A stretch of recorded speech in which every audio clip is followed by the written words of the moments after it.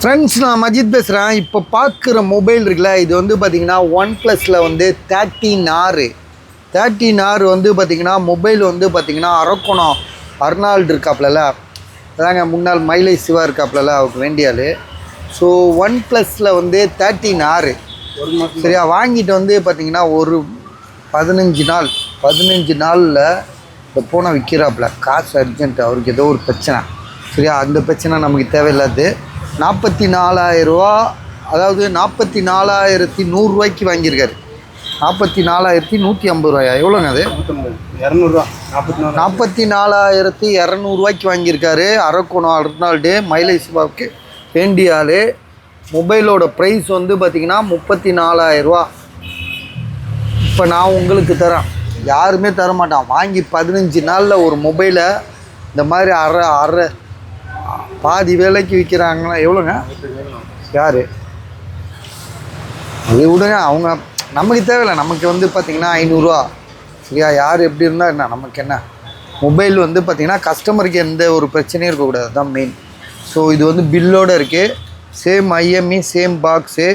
வாங்கி 15 நாள் ஆகுது. எந்த ஒரு ஃபைனான்ஸ் கிடையாது. எவ்வளோ இந்த ஃபோன் வாங்கினா உங்களோட சொத்து சரியா.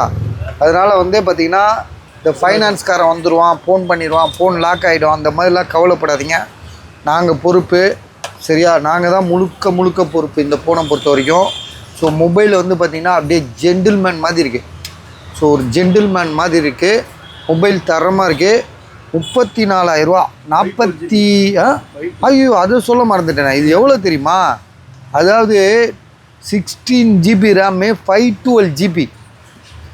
பாருங்க, 16 GB ரேமு, 512 GB.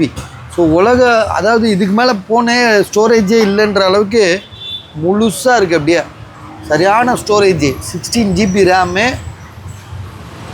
அதாவது ஒவ்வொரு வியாபாரத்துலேயும், ஒவ்வொரு தொழிலையும், ஒவ்வொரு உடல் உழைப்புலேயும் நம்ம அதிகபட்சம் என்ன சம்பாதிப்போம் யோசிச்சு பாருங்கள்.